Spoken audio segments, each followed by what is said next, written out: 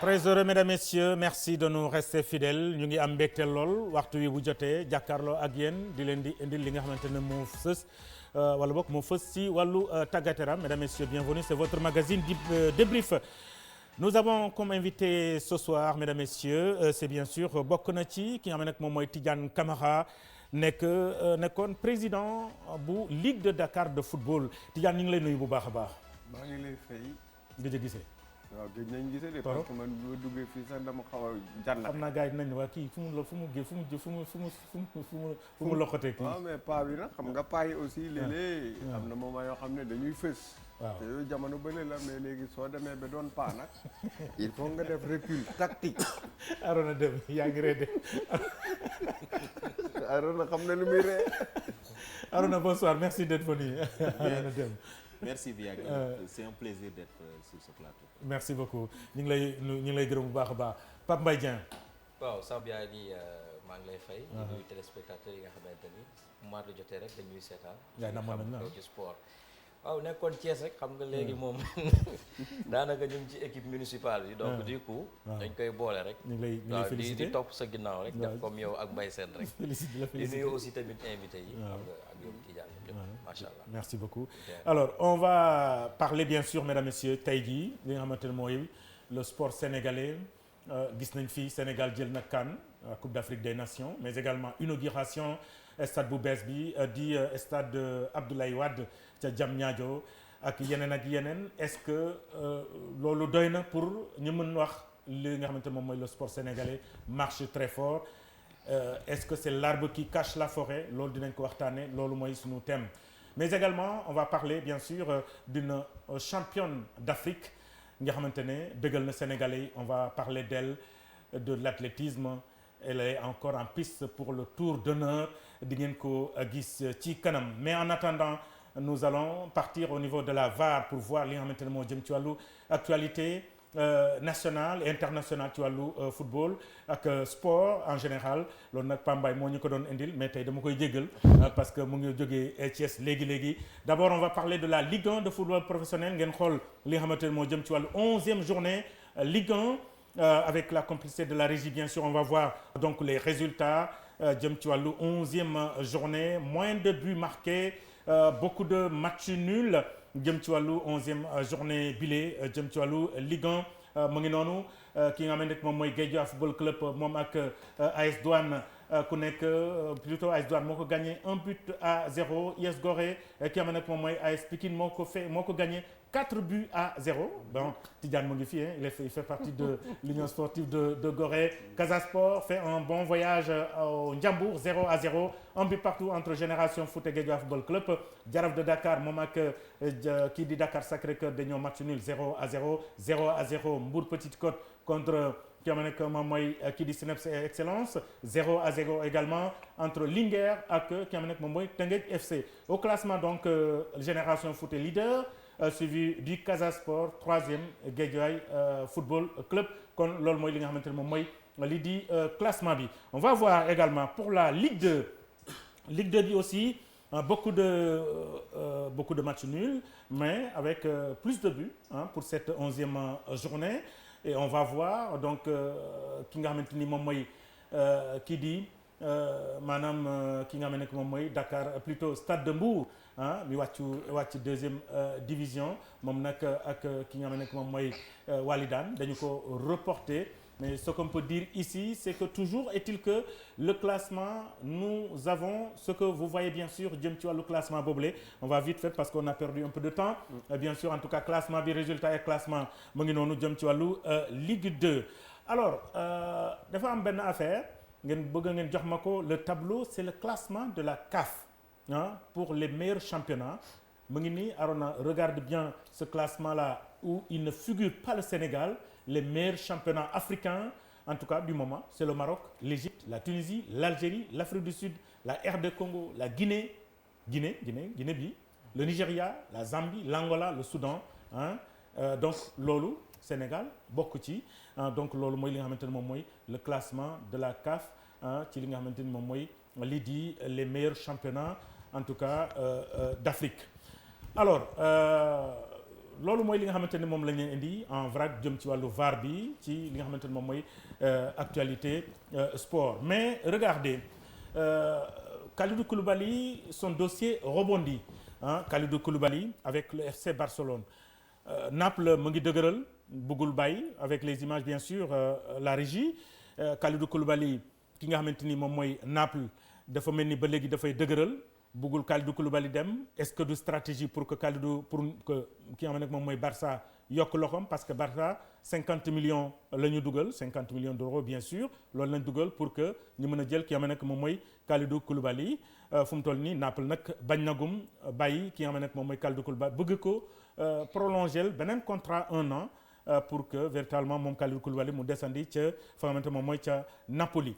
Alors ça c'est Kalidou Koulibaly. Un autre dossier chaud du moment jamono ji et il y a 1 heure de temps le dossier a eu un rebondissement mooy c'est le dossier Kylian Mbappé dina dem am du dem en tout cas le Paris Saint-Germain vient de faire une nouvelle offre une offre double XL parce que 90 millions d'euros la ñu proposé Kylian Mbappé pour mu descendre mais le frère de Kylian Mbappé dugg na ci dossier bi il est au Paris Saint-Germain parce que moom aussi c'est en 2017 la signoon même contrat en tout cas même jour le contrat ak Kylian Mbappé au Paris Saint-Germain xale bi dugg na ci contrat bi rakkam la mais même bu fekkee du am influence trop mais moom sagom mooy ki nga xam ne moom mooy Kylian Mbappé mu toogandi ca Paris Saint-Germain déjà il rejoint le papa de Kylian ak li nga xamante ne moom mooy la maman de Kylian pour que Kylian Mbappé toog ca Paris Saint-Germain en attendant après le rebondissement de cette affaire le Real Madrid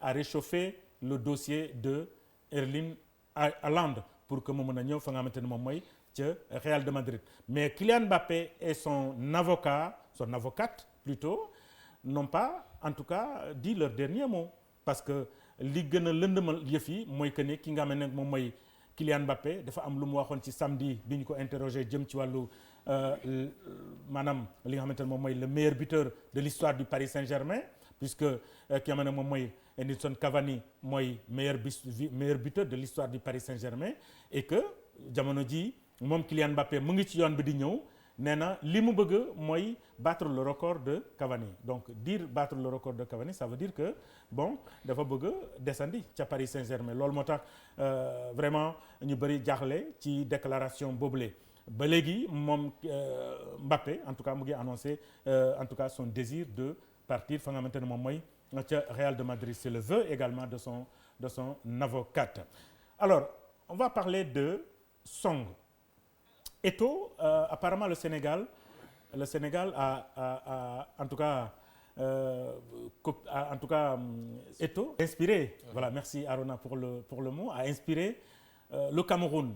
Eto'o président de la fédération nouvellement élu il dirigeait la fédération bi ñuy dem ci Coupe d'Afrique bi malheureusement le portugais bi yore woon Cameroun deful résultat en tout cas bi ñu doon xaar mooy l'objectif c'était de remporter la CAN à domicile ce serait peut-être une première loolu amul ñu dàq ko alors au lieu d'aller chercher ailleurs Eto'o a fait comme le Sénégal mais en tout cas les dernières informations la décision est venue des plus hautes autorités en l'occurrence le président de la République du Cameroun Paul Biya mi ne nañu jël ki nga xamante ni moom mooy Rigobert Song def ko entraîneur c'est le Sénégal qui l'a inspiré pour que Rigobert Song capitaine de ce Cameroun que nous connaissions et que ñu bëri xamoon en tout cas cette grande équipe du Cameroun mi nga xamante ne ñoom seen génération ils ont tout remporté d'abord les Jeux olympiques ensuite ñëw ci CAN yi dem coupe du monde kooku lañ jox Cameroun pour que Cameroun d'abord comme objectif mu dem coupe du monde mais également mu en tout cas changer équipe bi merci à la régie pour ça. Alors il y a le dossier de la Russie à côté le dossier de la Russie est suspendue de tous les sports internationaux du moins en tout cas c'est la décision prise par le CIO mi defoon réunion d'abord demander à toutes les fédérations pour que ñu suspendre li nga xamante ne moom mooy la Russie ñu suspendre seen compétition ak seen athlètes ci lépp lu jëm ci wàllu compétition la FIFA par exemple la Russie est suspendue des éliminatoires de la Coupe du Monde la Russie est suspendue pour la Ligue des Champions parce que foofu la ñu waroon jouer la finale de la Ligue des Champions c'est suspendu entre autres le rugby, l'athlétisme, en tout cas le badminton, loolu yëpp dañoo suspendre la Russie. Donc la Russie ne participe plus aux compétitions internationales organisées par les fédérations internationales. C'est une décision actée. Alors maintenant il y a une question, quelqu'un l'a souligné dans les réseaux sociaux. Dañuy xool image bi et on va lire ensemble parce que am na koo xamante ne position bi amoon na ko. Donnez-moi cette image s'il vous plaît. On va voir ngeen gis ko. C'est le cas Frédéric Kanouté. mu ngi nii c'est un message sur Facebook. Frédéric Kanouté bi ñi bombardé la Palestine il avait fait bi mu dugalee but il avait fait un message pour soutenir la Palestine bi nga xam ne ñu ngi koy attaqué. En ce moment-là bi mu ko defee tout le monde du sport l'a attaqué moom Frédéric Kanouté. Alors tey jii la même situation se pose du côté de l'Ukraine où la Russie attaque l'Ukraine et que tout le monde sportif aujourd'hui suspend véritablement la Russie. Léegi c'est une interrogation, est-ce que l'Ukraine moom moo gën Palestine ci li ñu leen defoon wala lu tax ñu bañoon Frédéric Kanouté def message boobu message bi nga xamante ne monde sportif waroon nañ ko mën a def tey. C'est une interrogation et le message fait le tour des réseaux sociaux. Voilà mesdames, messieurs, ce qui contenait dans la VAR de Pambay bi nga xamante ne dama ko remplacer tey ubbi VAR bi Momar Khoudia Cissé Ba c'est duna waaw duna trop parce que yóbbu nga ñu ci championnat Ligue 1 mais aussi tamit def nga le parcours des autres disciplines mu nekk lu am solo.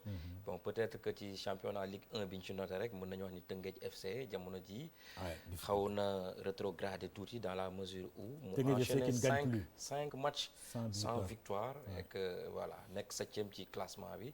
Loolu aussi bëri na ay interrogation yu ci mën a teg par rapport aux contre-performances de Teungueth FC. Arona doo jàpp ci VAR bi.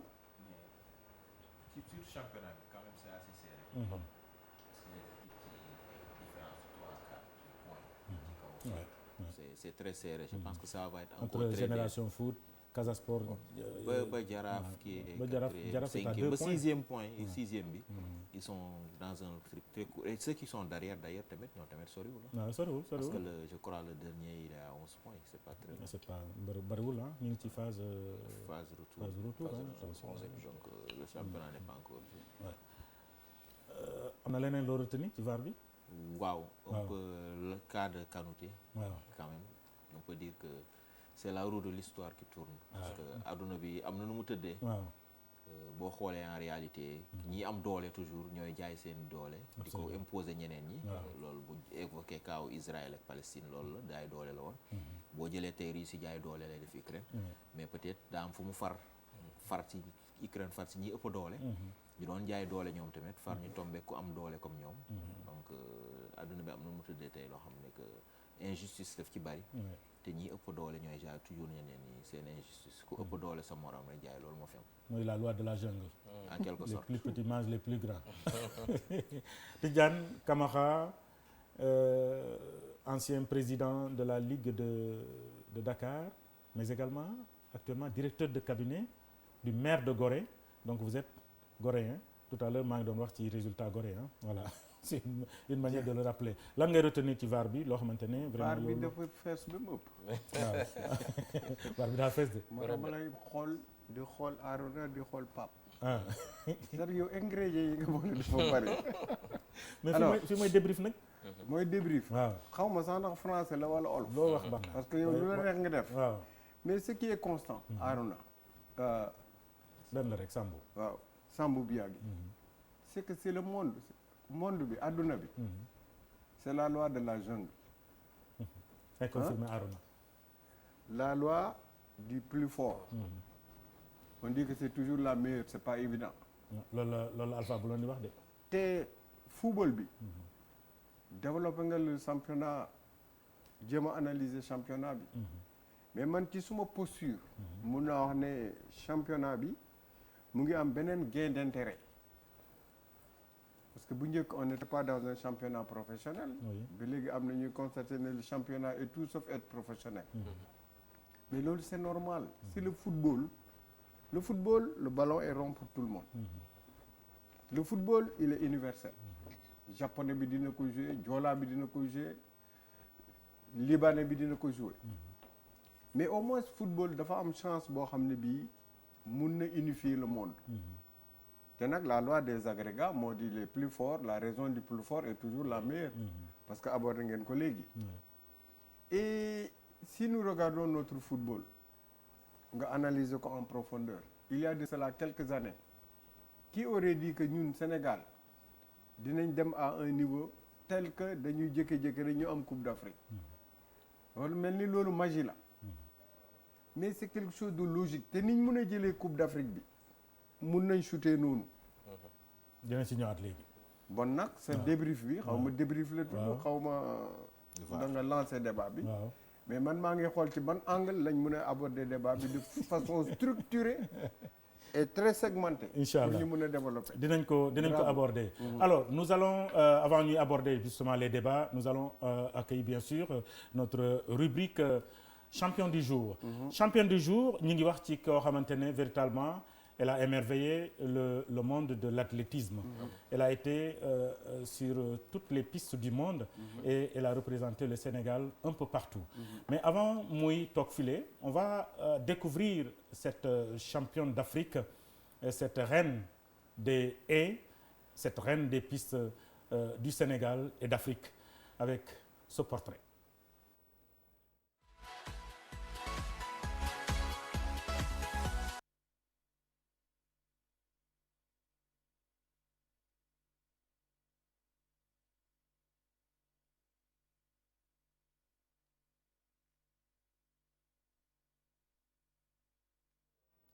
Voilà, nous allons dans un instant donc suivre le portrait de notre invité du jour dans la rubrique champion du jour. Si la régie est prête, on peut suivre justement le portrait du jour, le portrait de notre invité du jour dans la rubrique champion du jour. La régie, si c'est bon, on peut y aller? Tout de suite. Portrait.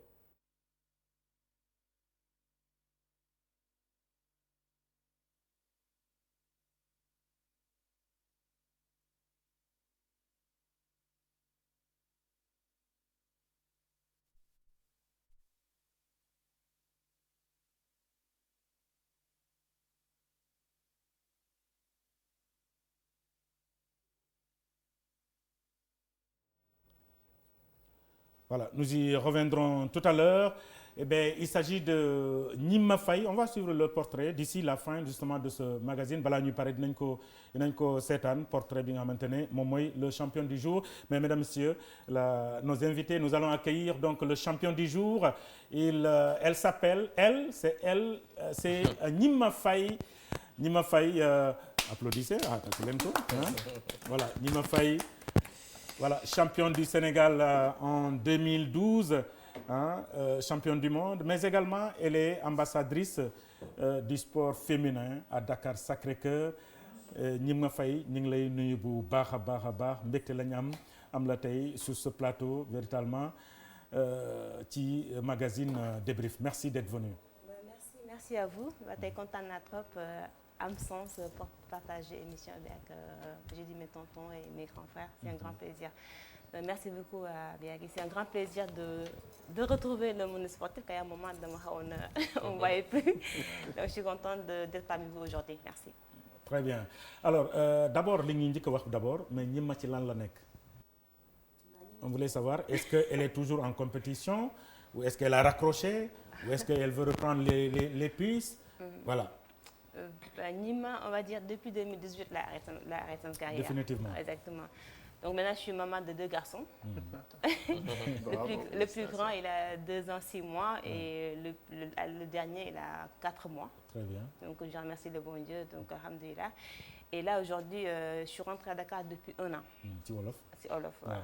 ñibbisi naa Sénégal depuis 1 an. un an ba léegi yaa ngi Sénégal. lu tax ma ñibbi Sénégal parce que dama xam ne ñun d'habitude athlètes au niveau bu ñu pare suñu carrière dañuy toog France. te xam naa ne yàlla dimbali na ma am na xam te ne jàng naa ko grâce au sport jàng naa ko ci milieu boo xam te ne ci laa nekk beneen xale ba tey. ma am ci jàngat bu rëy xam-xam bu rëy moo tax ma am tey courage ñibbi Sénégal pour mën a partager ak xale sénégalais loo xamante ne jàng naa ko ci sport. Très bien. Alors loolu dinañ ci ñëwaat léegi d'abord une réaction autour de la table par rapport en tout cas ak Gnima Faye Arona yooyu mujjee parce que yow donc ko doon suivre Tidiane. Elle est très intéressante parce que dafa wax lu am importance moo di mu ngi nekkoon fële di baver certainement je n'en sais pas trop mais elle a eu le courage de dire que damay dellu ça c'est de l'enracinement donc loolu rek war na tax ñu mun ko ci féliciter di ko ci encourager parce qu'elle a donné l'exemple leneen li parce qu'il s'agit d'athlétisme je suis très content que vous parliez d'athlétisme benn star bu jigéen nekk suma kanam et on ne peut pas parler de l'athlétisme sénégalais sans parler de El Hadj Amadou Diaba et Diaba c'est quelqu'un boo xam ne bi et c'est une fierté moo tax may wax suñu club la bokk US Gorée la bokk il est encore dans l'athlétisme mu ngi def lu mu ci mën avec son équipe bon nag fierté boobu moo tax ma évoqué loolu yow tam di la encourager parce que ni nga def noonu la c'est ma première réaction. Très bien Pambay. waaw réaction bu am solo di am mbégte aussi di koy recevoir ci plateau bi dans la mesure où tey sénégalais yi moom nekk na koo xamante ni peut-être ci portrait bi doon nañ ko indi koo xamante ni yàgg na représenter Sénégal yóbbu drapeau Sénégal aussi fu sori tey bu ñu waxee 100 mètres et moom bokk na ci ñi nga xamante ni bokk nañ ci ñi ñu gën a ràññee bi may fàttaliku rek mooy 2015 ci Jeux africains bu Congo Brazzaville moom je pense que defoon na performance yoo xamante ni Sénégal gisoon na fi lu mu bañ ak aussi tamit mais c'est normal parce que wax na ko léegi dafa dellu si waat Sénégal mais demoon na fi tukki di waajal ndax ku mel ni moom ñoom seen préparation dañ koy def faneen foo xamante ni du nekk Sénégal Tout à fait. donc di rafetlu bu baax ci dellu si bu mu dellu si waat aux sources pour jàppale ses petits frères mais aussi pour jàppale xale yi nga xamante ni ñu ngi yëngu ci wàllu athlétisme di koy encourager bu baax mais aussi di wax na ko Sénégal gersu surtout athlétisme waaw ndax ñu ngi wax prime te ñoom 15 ans boo xoolee 15 ans athlétisme voilà des primes non payées ak yeneen yoo xamante ni peut-être voilà si on peut régler oui en fait c'est xaw nañ ko lijjanti benn partie xaw nañ ko lijjanti waaw en fait temps yi passé ministère dafa woote ne moom dafay libérer day fay dette boobu donc fay na ko ñun que fay nañu mais ñun man personnellement fay ñu ma lépp mais fay nañu benn partie bi mais il paraît que erreur de voilà wootee ministère ngi ne fédération wala fédération ngi ne ministère donc daal man fay ñu ma lépp en tout cas Arona. Bien, plaisir surtout retrouver ko parce que gis nañ ko ci piste yi à l'époque bi muy pratiquer 15 ans de carrière de haut niveau. Il a commencé par champion d'Afrique junior en 2003. Tout à fait. On se rappelle quand même du 100 mètres. Il a quelque part aussi fini sur une médaille parce qu'après une médaille d'or. Parce que moom presque compétition yi mu dem yëpp ñibbisi na ak médaille. C'est très rare muy dem compétition, elle n'est pas dans les 3 premières. Même si elle n'est pas chanceuse aux Jeux africains. Ouais, mais bon, et dernière bi am na médaille d'argent 2015 franco donc même francophonie amoon na même francophonie mën nañu wax ne que carrière quand même assez riche et belle époque athlétisme sénégalais bi avant ñuy tombé fi ñu nekk tey nga xam ne athlétisme dafa performance ñoom am nañ chance bokk ci ñi yóbbu woon athlétisme sénégalais fu mu gën a kawe. Vraiment, il y avait une très belle équipe d'athlétistes parce que surtout mais moom elle était dans l'équipe du relais 4x100 qui faisait quand même de bonnes performances le 4x400 aussi donc ça c'est important peut-être léegi relève bi on espère que ñibbisi na toog na dina peut-être impliqué wu ci encadrement wu jeune athlètes yi pour expérience am bi ak yi mu am mu jàppale leen ñoom aussi ñu mën a trace yi mu jaar. Très bien.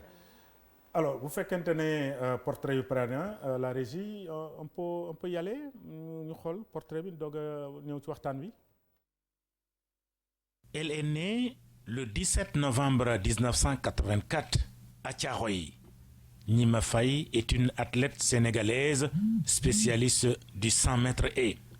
Gnima Faye se met en effet à l'athlétisme en 1998, influencée par son frère Ibou Faye qui a participé aux Jeux olympiques d'Atlanta. Elle commence sa carrière sur